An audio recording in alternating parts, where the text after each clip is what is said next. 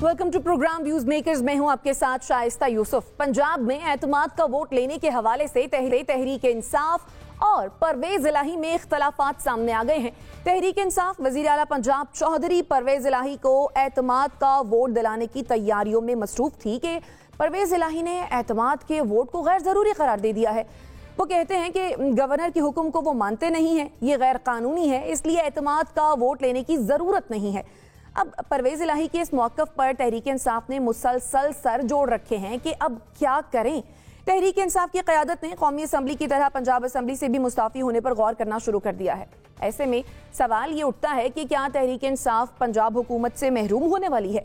Discussion के लिए जो मेहमान हमारे साथ मौजूद हैं, तारुफ मैं आपसे करवा देती हूँ। मैं ज्वाइन किया है नासिर बेग चुगताई साहब ने, ब्रिगेडियर रिटायर्ड हारिस नवाज साहब हमारे साथ मौजूद हैं, नसीम सिद्दीकी साहब ने हमें ज्वाइन किया है और हमें ज्वाइन किया है अंबर शमसी साहिबा ने भी। आप तमाम मेहमानों के वक्त का बेहद शुक्रिया।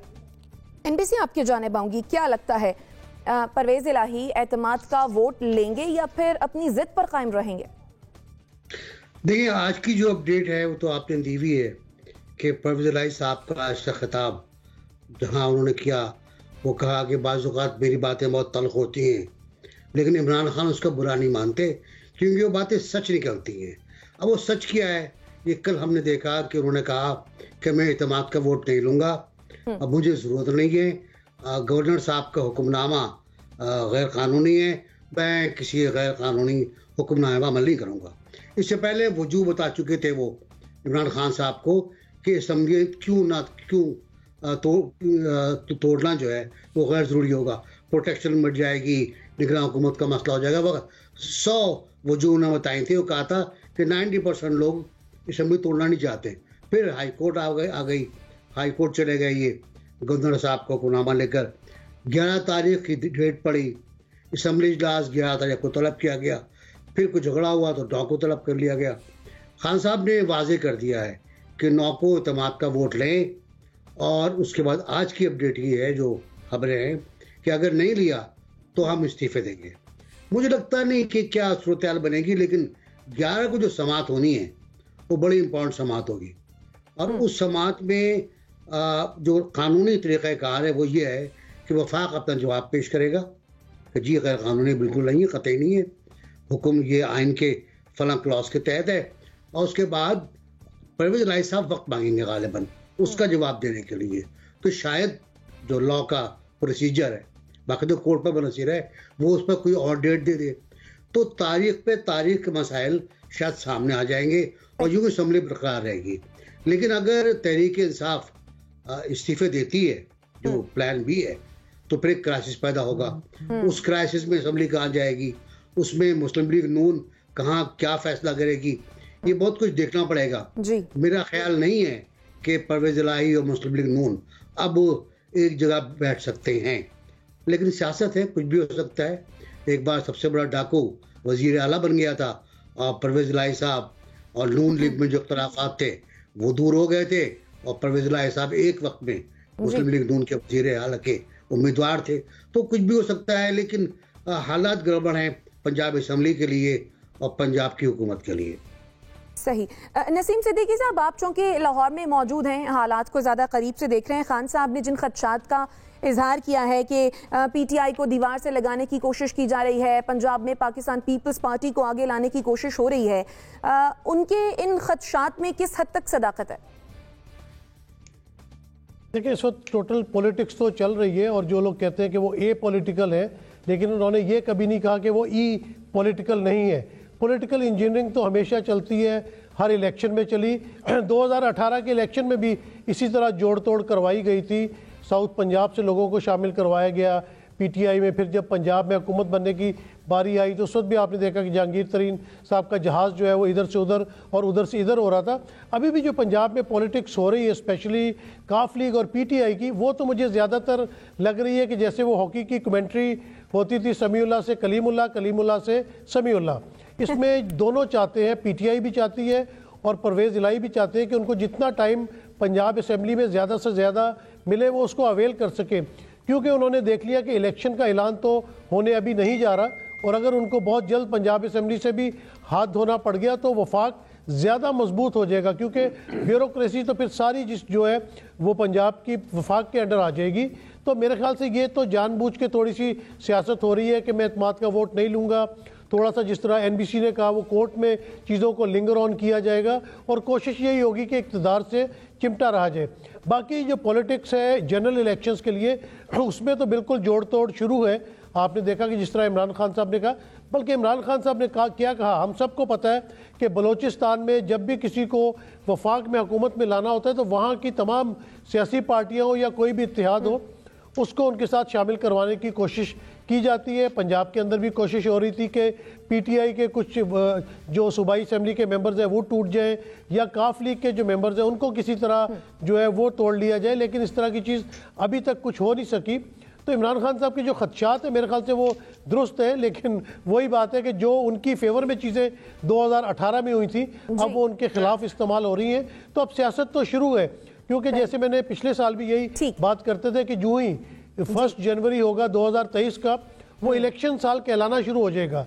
तो इमरान खान साहब जिस तरह डिमांड कर रहे थे इलेक्शन की, तो अब इलेक्शन साल तो आ गया है। इलेक्शन मई में होते हैं या अक्टूबर में होते हैं, लेकिन सब ने अपनी अपनी एक्टिविटीज जोड़ तोड़ शुरू कर दिया। आपने देखा कि बिल्कुल एक्टिविटीज सबने अपनी शुरू कर दी और जोड़ तोड़ भी जो है ना वो शुरू हो गया। वो आके जो है अपने मामला देखेंगी। तो सियासत तो अब पूरे जोरों शोर से शुरू हो चुकी है। जी सही। ब्रिगेडियर साहब, कुछ अर्सा पहले तक बड़ी खबरें आती थीं कि मौना सलाही जमान पार्क पहुंच गए, 24 घंटे के अंदर मौना सलाही का ये दूसरा जमान पार्क का दौरा है। लेकिन अभी माजी करीब में हम देख रहे हैं कि मौना सलाही के दौरों में कुछ कमी वाकई हुई है। क्या लगता है, क्या वजह होगी? क्या कोई प्लान चेंज हो गया?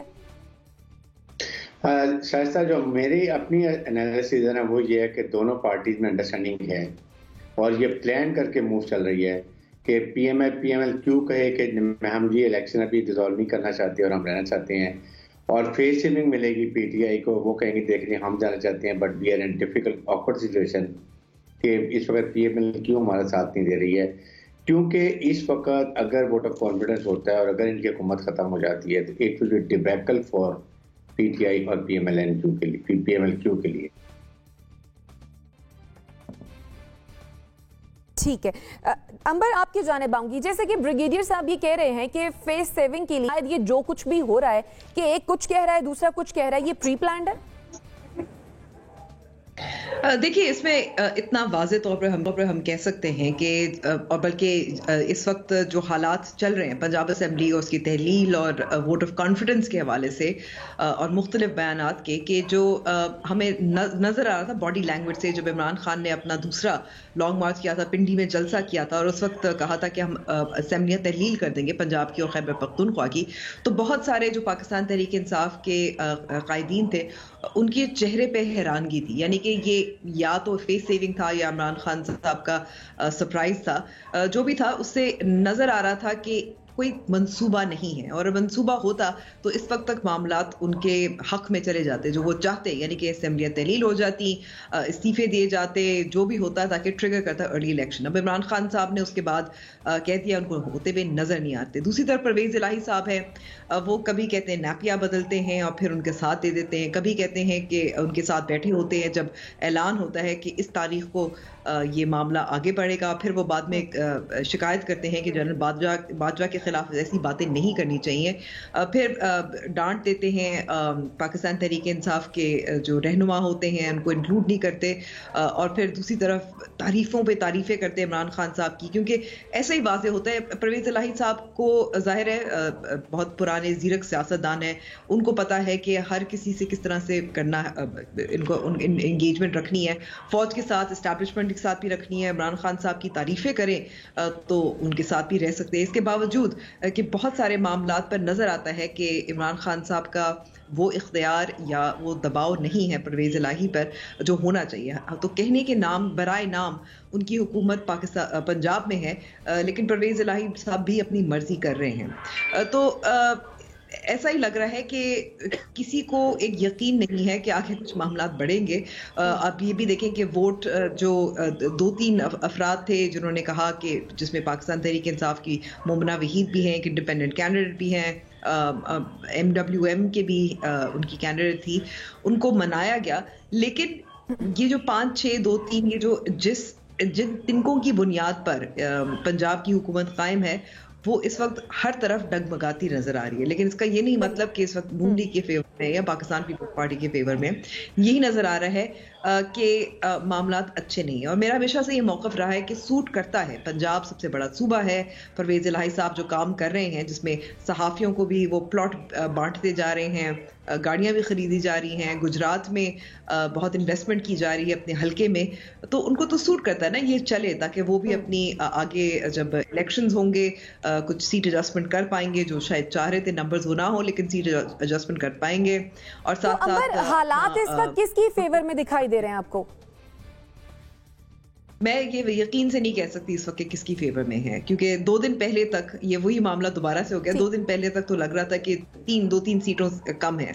अब दावा किया जा रहा है नून लीग के लीडर्स की तरफ से कि से ज्यादा तादाद है। जब अगर वोट ऑफ कॉन्फिडेंस पे इतना कॉन्फिडेंस होता है, एतमाद होता, जैसे सेनेट का इलेक्शन हुआ था और इमरान खान साहब ने उस फौरन वोट ऑफ कॉन्फिडेंस बुला लिया था, तो सब बुला लेते। ये जो एक जवाब बनाया हुआ है कि गवर्नर का जो हुक्म है वो गैर कानूनी है, मेरे ख्याल में कि इससे मामला हल हो जाता, लेकिन कोई इस वक्त हल करने की पोजीशन में नहीं है। ठीक है, यानी सिचुएशन अभी अनप्रेडिक्टेबल, आपका पॉइंट आ गया। ब्रिगेडियर साहब आप अपनी बात मुकम्मल कर लीजिए। देखिए, मेरा पॉइंट ऑफ व्यू ये है कि मुझे लगता है कि दोनों की अंडरस्टैंडिंग है। पीएमएल क्यों इलेक्शन नहीं चाहती, ये डिसॉल्व नहीं करना चाहती, और वो इस स्टांस को ले रहे हैं, और ये it must have tested approval of Imran Khan. PTI doesn't want कि उनके जो एक स्टांस लिया था उससे बैकआउट करें, उनसे उनकी पॉपुलैरिटी को फर्क पड़ेगा। तो इस तरह मेरे ख्याल में मेरी अंडरस्टैंडिंग से 1-2 महीने जो और डिले करने की कोशिश करेंगे। और दरमियान में मेरे ख्याल में आज जो एक मीटिंग उनकी आई थी, के लोगों ने जो 3-4 वोट थे उनको उन्होंने बड़ा क्लियर कह दिया, तो पोजीशन मुस्तकम हुई है। लेकिन बात यह है कि वट एवर हैपन्स, चाहे पीटीआई की गवर्नमेंट रहे या पीडीएम की हुकूमत रहे, सियासी गैर इस्तेकाम रहेगा। और ये हमारे लिए सबसे मुश्किल तरीन लम्हा है। या नए साल में हमने कुछ फैसले करने चाहिए थे कि हमने कैसे लेके चलना है, आवाम के लिए क्या करना है, हमने इकोनॉमी को कैसे रिवाइव करना है, हमने आवाम की महंगाई जो है, चीज़ें महंगी हुई उसको कैसे कंट्रोल करना है, आवाम को रिलीफ कैसे देना है। ये करेंगे तो फिर इमरान खान के नैरेटिव से लोग हट के इनके नैरेटिव पर जाएंगे। लेकिन अगर सिर्फ आप आज भी 3 दिन 4 से 5 मिनिस्टर बैठ के पीटी के खिलाफ बोलते रहते हैं, इसका कोई फर्क नहीं पड़ेगा। बजाय से कॉन्सेंट्रेट करें कि अवाम को बताएं कि हम अब आपके लिए क्या करें, या 6 महीने में आपके लिए क्या करने वाले हैं, ताकि उनको कोई ना कोई तो कोई उनको नजर, फिर वो नैरेटिव से इमरान के चेंज करें। तो ये गैर मुस्तकम हालात रहेंगे। मुझे लगता है कि यही होगा कि मार्च अप्रैल में जाके ये सब रिजॉल्व करेंगे और मई में इलेक्शन करेंगे, ताकि जो भी हुकूमत आए, जो अवाम के मैंडेट से है, वो नया बजट बनाए और उसके बाद वहाँ पर हुकूमत वो 5 साल के लिए चलाए, ताकि ये पाकिस्तान के लिए बेहतर है। चीफ आमिर साहब के जो अगले पॉइंट उसको हम डिस्कस कर लेंगे। बट इसाक डार है जो मैंने देखा है कि इज अ बिग फेलियर। ये उनकी वजह से सबसे ज्यादा हमारी इकोनॉमी खराब हो रही है, इसलिए कि जो डॉलर का गैप किया हुआ है 224-25 रुपए और 260 रुपए, कौन पाकिस्तान से बाहर बैंक के थ्रू भेजेगा? गरीब आदमी हुंडी इस्तेमाल करेगा और मुल्क की इकोनॉमी को ये दिमाग की तरह चाट रहा है। रोज कहते हैं डॉलर ये बलोचिस्तान ये अफगानिस्तान में जा रहा है, डॉलर जा रहा है, ये जा रहा है। Who has to stop it? आपकी हुकूमत है, आप स्टॉप करें ना, क्यों नहीं कर रहे हैं? आप तमाम जो रिसोर्सेज इस्तेमाल करें। और मसला ये है ना ब्रिगेडियर साहब कि विफाक से और पंजाब से फुर्सत मिलेगी तो ही कोई मसला हल हो पाएगा। So this is the answer. बिल्कुल। एनबीसी कुछ ऐड करना चाह रहे थे? मुझे अभी शेयर में 2 मिसरे मिले इस डिबेट के दौरान व्हाट्सएप पे, वो नोट किए थे मैंने। वो ताज़ा दम है नए शोबदे दिखाते हुए, वो ताज़ा दम है नए शोबदे दिखाते हुए, अवाम थकते लगे तालियां बजाते हुए। हालत यही है कि लोग थक गए हैं, लोग परेशान हैं, महंगाई का तूफान है, एक बेहंगाम सियासी कहते हैं वो सही इस्तेमाल किया था, लप्पा डुग्गी, वो चल रही है, कुश्ती चल रही है, और हम मुस्तकिल खबरों पर खबरें दिए जा रहे हैं।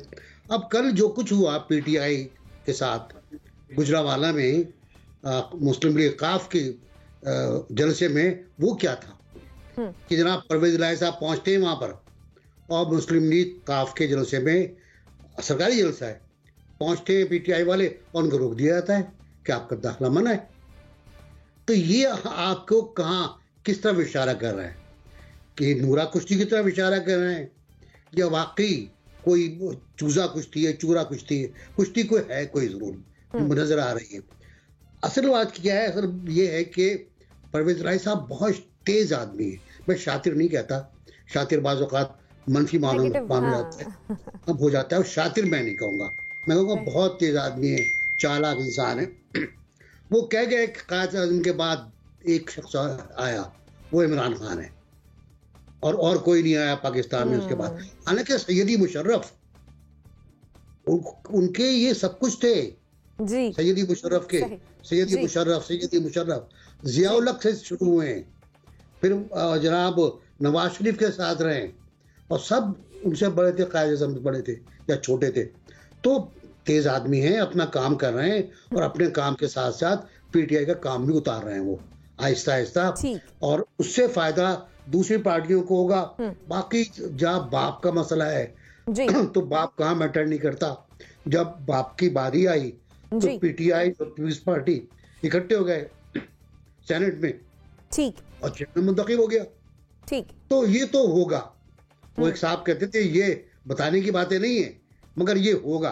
तो बताने की बातें नहीं है, ये होगा कि इस मुल्क में कुछ नए रंग नजर आएंगे आपको, पंजाब में खास तौर से नजर नजर आएंगे, और बाकी नाअहल करने की कोशिशें वगैरह वगैरह तो खबरें चल रही हैं। तो कोर्ट के फैसले होंगे, देखेंगे क्या होता है। ठीक, नसीम सिद्दीकी साहब भी कुछ ऐड करना चाह रहे थे। अच्छा शाइस्ता, जिस तरह अदम एतमाद की बात हो रही थी ना कि पंजाब में गवर्नमेंट चेंज होगी, पीटीआई कुछ और कह रही है, काफली कुछ और कह रही है। काफली की एक अलग जमात है, उनका एक अपना बयानिया है, लेकिन मैं आपको यहाँ पे एक बात बताता चलूँ, एनबीसी भी तायद करेंगे उस बात की कि हमारी भी ज़िंदगी का जो तजुर्बा है, हमने अदम एतमाद या एतमाद के वोट होते हुए देखे हैं। जिस दिन आप देखेंगे कि पीटीआई ने अपने लोगों को किसी होटल में या गेस्ट हाउस में जमा करना शुरू कर दिया और उनकी गिनती करनी शुरू कर दी और 4-5 बड़ी बड़ी बसें आके खड़ी होगी, तो फिर तो हम समझेंगे कि एतमाद का वोट पंजाब असेंबली में लिया जाएगा। अगर ये प्रैक्टिस नहीं होती तो ये कहा जाए कि जी 9 तारीख को एतमाद के वोट के लिए तमाम मेंबरान असेंबली पहुंच जाए, तो ये पॉसिबल ही नहीं है, ये कभी भी नहीं होगा। फिर दूसरी बात जो अपना आवाम के बारे में निशानदेही की एनबीसी ने, मैं आपको छोटी सी एक मिसाल देता हूँ कि जिस तरह पहले हम गाड़ी पे निकलते थे, किसी इशारे पे खड़े होते थे तो शाज़ो नादिर ही कोई फ़कीर या भीख मांगने वाला वहाँ पे आता था, लेकिन अब एक ढेर लगा होता है, वो आके आपके जो साइड का शीशा उसको नॉक करते हैं। आप कहते थे अल्लाह भला करे, वो चले जाते थे। अब फिर वो दोबारा नॉक करते हैं, तीसरी दफ़ा नॉक करते हैं, और वो खड़े रहते हैं जब तक आप कुछ ना दे दें। तो डरे हुकूमत उस वक्त से जब ये शीशे तोड़ के तो अंदर से आपको बाहर निकालेंगे। हैव नॉट और हैव की जंग शुरू होने वाली बात। दूसरी बात मैं एक और क्लियर करना चाहता हूँ, मेरी लर्नेड कुलीग ने जो कही, अंबर शमसी ने, कि वज़ीर आला कोई यहाँ पे सहाफ़ियों को प्लाट नहीं बांट रहे। प्लाट बांटने का मतलब होता है चक शहजाद में कोई फार्म हाउस दिया जा रहा है, बड़ी बड़ी सोसाइटीज़ में कोई कैनाल 2 कैनाल के प्लाट दिए जा रहे हैं। उन्होंने जिस स्कीम का ऐलान किया वो जो गरीब मीडिया वर्कर्स हैं उनके लिए ऐलान किया है, और वो 5-5 मरले के प्लाट है। पहला एक उसका फेज़ बन चुका है, अब दूसरा फेज़ उन गरीब मीडिया वर्कर्स के लिए जो किस्तों पे पैसे दे के वो प्लाट हासिल करते हैं। तो खुदा के वास्ते उनकी सारी मेहनत को इस तरह कह के ज़ाया ना करें कि वज़ीर आला शायद कोई सहाफ़ियों में प्लाट बांट रहे, कोई नहीं। वो मीडिया वर्कर्स का हक बनता है और उसके जो है वो उनको मिलने जा रहा है, लेकिन उसमें भी अभी 2-4 साल लग जाएंगे, किसी को अभी तक कोई चीज़ मिली नहीं है जी। और नसीम साहब, दूसरी बात ये कि वो प्लॉट्स जितनी दूर हैं शहर से, वो भी खैर एक अलग ही कहानी है। अंबर, क्या लगता है, क्या पंजाब में गवर्नर राज लग सकता है? क्या पंजाब गवर्नर राज की तरफ बढ़ रहा है? देखिए, हम गवर्नर राज की बार बार बात करते हैं, और इस वक्त जो मौजूदा हुकूमत है यानी कि पाकिस्तान मुशर्रफ नवाज, क्योंकि गवर्नर तो उन्हीं का है, वो भी काफ़ी धमकी देते रहते हैं। और हम बार बार ये भी तय कर चुके हैं कि गवर्नर राज ना लगना चाहिए और ना आसान है। ये ज़रूर है कि आपको ज़ाहिर है उसकी ज़ाहिर है करारदाद मंजूर भी होनी चाहिए वगैरह वगैरह, लेकिन होना भी नहीं चाहिए। ये गवर्नर राज लगा तो एक लास्ट एक्ट ऑफ डेस्परेशन होगा कि आप हालात को नहीं संभाल पा रहे। और मैं समझती हूँ कि इस वक्त जो मौजूदा हालात हैं, क्या उससे बेहतर होगा गवर्नर राज? नहीं, क्योंकि आप उससे इंस्टेबिलिटी तो आप उसका मामला हल नहीं कर सकेंगे।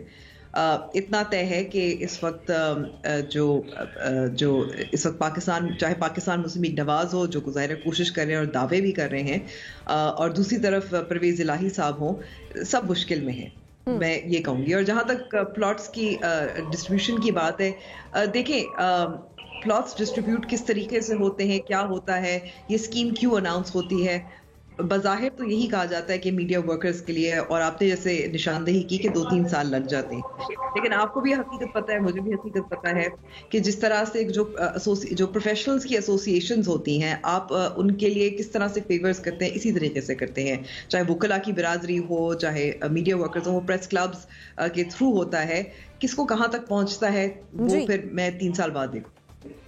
ठीक, नाज़रीन, ये सवाल जब हमने सोशल मीडिया सार्फिन के सामने रखा कि एतमाद के वोट के मामले पर परवेज़ इलाही और तहरीक इंसाफ में इख्तलाफ हो रहा है, तो क्या तहरीक इंसाफ पंजाब हुकूमत से महरूम होने वाली है? 47% लोगों का मानना यह था कि जी हाँ, तहरीक इंसाफ पंजाब हुकूमत से महरूम होने वाली है, लेकिन 53% लोगों का ख्याल ये था कि पंजाब हुकूमत से महरूम नहीं होगी तहरीक इंसाफ और पंजाब तहरीक इंसाफ के पास ही रहेगा। ब्रेक लेते हैं, वापस आते हैं।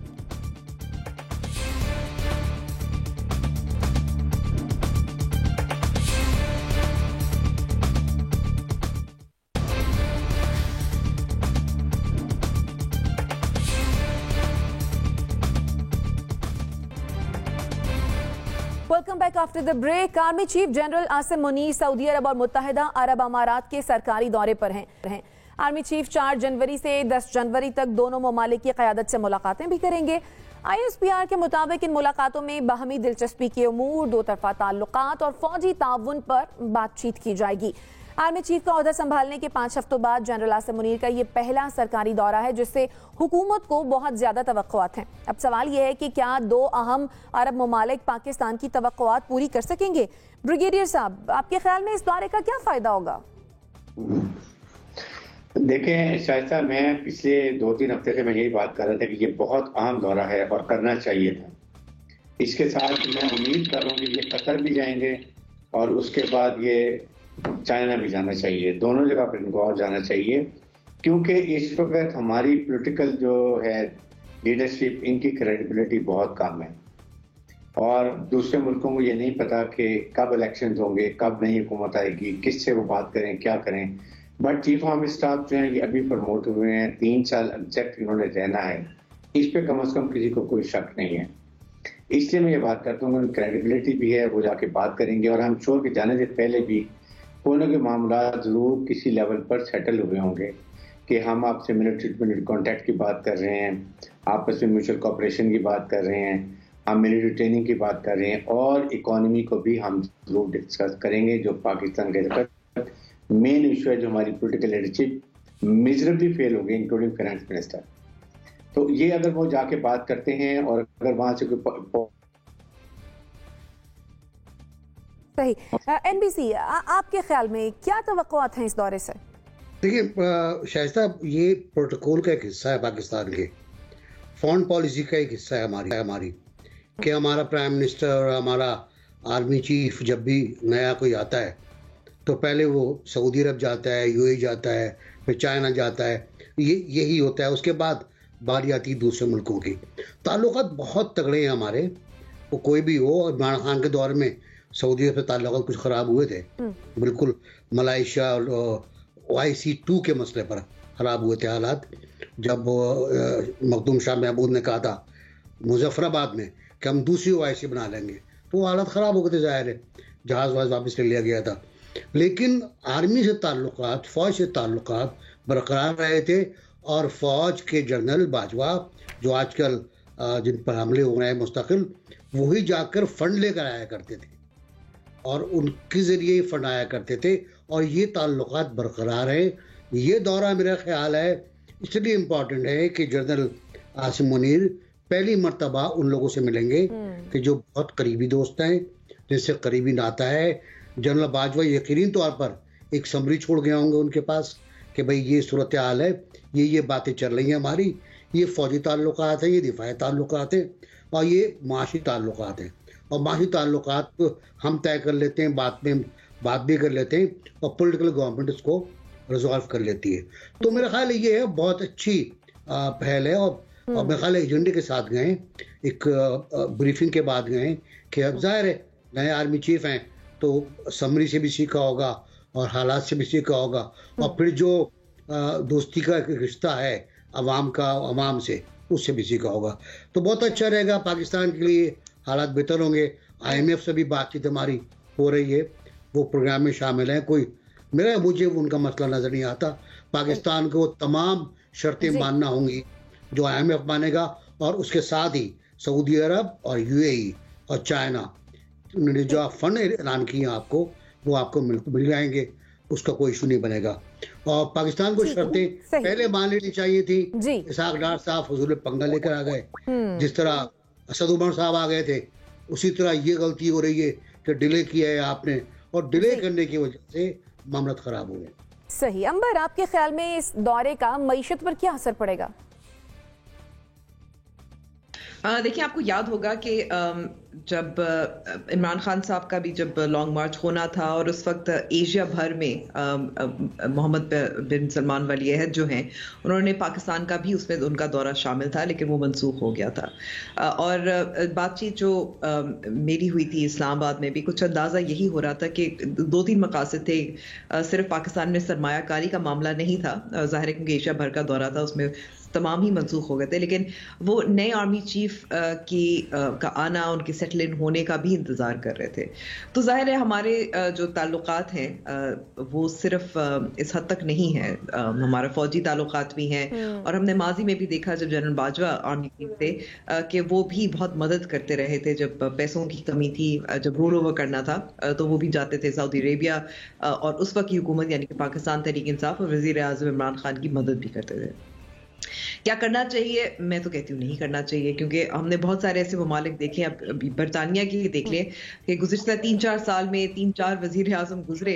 इसका ये नहीं मतलब कि आर्मी चीफ ने जाकर हमारी मईशत की मदद की, वहाँ भी काफ़ी हालात बुरे हैं। लेकिन चले खैर, ये पाकिस्तान है, शायद सवाल पूछना भी मुश्किल हो जाता होगा, मगर ज़ाहिर है अहम मुलाकात है, हमारे ताल्लुकात पुराने हैं, हम कोऑपरेशन भी करते हैं, साबिक आर्मी चीफ भी वहाँ मौजूद हैं, और अक्सर जो कोऑपरेशन होती है वो सिर्फ मईशत के हवाले से नहीं होती, वो फौजी भी होती है। तो ये अहम दौरे होते हैं। एक्सपेक्ट को तो यही की जा रही है कि चीन का एक दौरा होगा, तो आगे देखते हैं मईशत में कितनी मदद होती है। जहां तक उसका ताल्लुक है, मुझे नहीं लगता कोई भी मुल्क जो है पाकिस्तान में देर पा के लिए फिलहाल इन्वेस्ट करना चाह रहा होगा, क्योंकि हालात वाकई जो सियासी अदम इस्तेहकाम है, और मैं किसी को जिम्मेदार इस वक्त नहीं ठहराऊंगी क्योंकि वो कहना शायद लोगों को बुरा लग जाए, लेकिन इस वक्त सियासी अदम इस्तेहकाम की मतलब ये है कि इस वक्त लॉन्ग टर्म इन्वेस्टमेंट नहीं हो सकती। और आखिरी बात ये कि अब जहां तक IMF का ताल्लुक, आप देख लें हालात ये हैं कि वजीर आजम शहबाज शरीफ IMF की हेड को कॉल करके मिन्नतें मांग रहे। मेरे ख्याल में कि ये वाज़े तौर पर एक इशारा है कि जो इसाक डार साहब आंखें दिखाने की बात कर रहे थे वो फेल हो गए हैं, जहां अगर उनको वजीर आजम की मदद की जरूरत है। ठीक है। नसीम सिद्दीकी साहब, क्या सऊदी अरब और अरब अमारात पाकिस्तान की तवक्कुआत पूरी कर सकते हैं? देखिए, हमारे हमेशा इन दोनों ममालिक के साथ बहुत अच्छे ताल्लुकात रहे, बेशक वो सियासी गवर्नमेंट्स हों या हमारे जब आर्मी चीफ वहाँ पे जाते हैं तो बड़ा अच्छा जेस्चर दिया जाता है। लेकिन मुझे यहाँ पे एक चीज़ समझ नहीं आ रही कि मतलब बिलावल भुट्टो साहब के बारे में जिस तरह कहा जा रहा है कि बड़े कामयाब दौरे कर रहे हैं, वो कौन से दौरे कर रहे हैं, कौन से दौरे ऐसे पड़ रहे हैं जिनकी वजह से इतना हाईलाइट उसको किया जा रहा है? उससे पाकिस्तान को तो अभी तक कोई फ़ायदा नहीं पहुंचा, और जहां उनको अफगानिस्तान का दौरा करना चाहिए था, जहां से हमारे ऊपर गोलाबारी हो रही है, वहां तो आज तक वो गए नहीं। खैर, अच्छा, सियासी अदम इस्तेहकाम की भी अभी बात हो रही थी, तो मुझे ये समझ नहीं आता कि सियासी अदम इस्तेहकाम, ये जलसे जुलूस धरनों को सियासी अदम इस्तेहकाम क्यों कहा जाता है? अगर PTI का दौर था तो उसमें बिलावल भुट्टो जरदारी जो है वो कराची से लॉन्ग मार्च लेके आए और इस्लामाबाद तक आए, उसके बाद वो तकरीर करके वापस चले गए, मौलाना फजल रहमान ने धरने दिए। तो बात यह है कि ये तो पॉलिटिकल एक्टिविटीज़ हैं, यही चलती रहना, और ये कोट करना कि MBS जो है वो आ रहे थे इन्वेस्टमेंट के लिए, लेकिन इमरान खान साहब की लॉन्ग मार्च थी, लेकिन वो एशिया में भी जो है वो तमाम दौरे मनसूख हो गए, मतलब ये कोट करना तो बनता ही नहीं, ये तो कुछ रिलेशन में आता ही नहीं ना कि इमरान खान की लॉन्ग मार्च की वजह से वो नहीं आए, उन्होंने इन्वेस्टमेंट करनी थी, वो तो कहीं भी नहीं गए। तो मुझे बहरहाल ये बात समझ नहीं आई थी। मेरी लर्नड कुलीग है, वो बेहतर इसको एक्सप्लेन कर सकती हैं। दूसरी तरफ आप ये देखें कि ये दौरे जो है, जो अपना ब्रिगेडियर साहब ने बात की ना कि क्रेडिबिलिटी, हाँ ये चीज़ बहुत इंपॉर्टेंट होती है। हमारे कोई भी हुक्मरान हो, अगर हमारे हुक्मरानों के ऊपर बहुत ज़्यादा करप्शन के इल्ज़ाम हो, तो वो कहते हैं ना कि ये जो धुआं सा कहीं से उठता है तो कहीं ना कहीं आग तो लगी हुई है, तो क्रेडिबिलिटी का बड़ा मसला आ जाता है। लेकिन जिस तरह हमारे आर्मी चीफ 3 साल के लिए तैनात होते हैं, एक्सटेंशन हो जाती है, वो 6 साल के लिए भी रह जाते हैं, तो एक कम से कम उसमें स्टेबिलिटी मौजूद होती है, वहाँ पे अनसर्टेनिटी का आंसर नहीं होता। तो मेरे ख्याल से हमारे जितने दोस्त ममालिक हैं वो उनकी बात के ऊपर ज्यादा एतबार करते हैं। और मेरे ख्याल से आर्मी चीफ का जो दौरा है, एक तो ये अपना एक उनका फर्स्ट दौरा है, एक अपना गुड जेस्चर के लिए वो गए हैं, और लाजमी बात है पाकिस्तान के ताल्लुकात मजीद मुस्तहकम भी होंगे और हमें माली इमदाद भी मिल सकती है। लेकिन शाइस्ता, कब तक हम ये माली इमदाद पे लगे रहेंगे कि जनरल राहिल जाके माली इमदाद ला रहे हैं? बाजवा साहब ने बड़ा अच्छा दौरा किया, जनरल आसिम मुनीर चले गए। मेरा मतलब है कि हमारी सियासी जमातें क्या कर रही हैं? अंबर क्विकली कमेंट कर दीजिएगा, फिर मुझे ब्रेक लेनी है।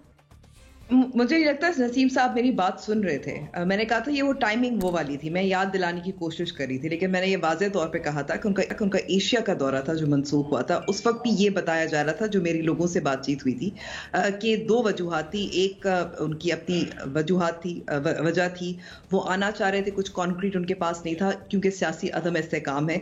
मैंने ये हरगिज़ नहीं कहा कि सियासी अदम इस्तेकाम का मतलब है कि जल्द से जुलूस नहीं होने चाहिए। ये जमहूरियत की खूबसूरती है और हक है।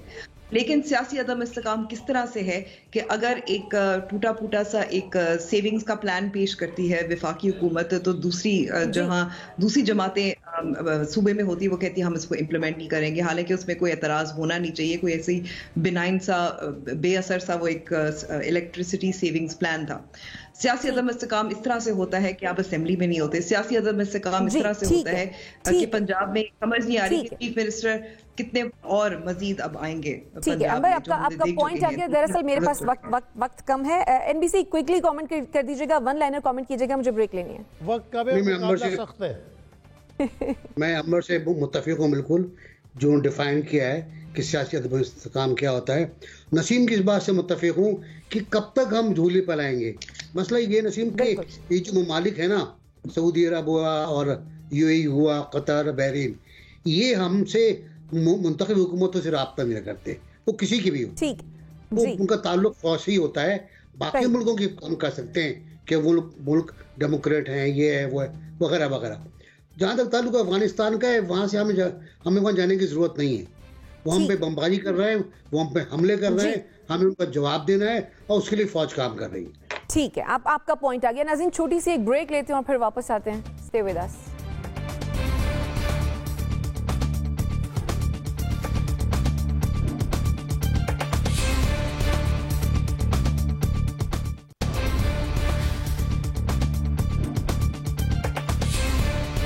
Welcome back after the break पर जाने से पहले हम बात कर रहे थे आर्मी चीफ के दौरे सऊदी अरब और मुत्तहिदा अरब अमारात के हवाले से। ब्रिगेडियर साहब को चैट करना चाह रहे थे। जी ब्रिगेडियर साहब।